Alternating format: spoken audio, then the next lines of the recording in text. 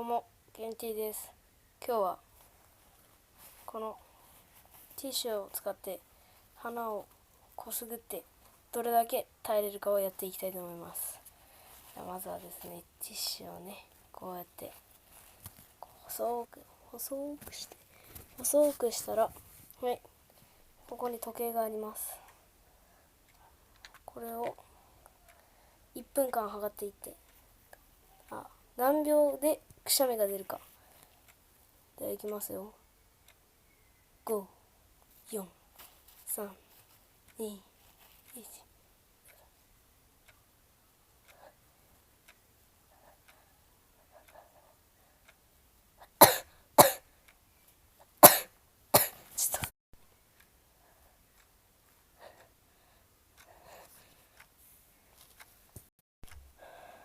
ちょっともう辛いのでやめます。ちょっと待ってください。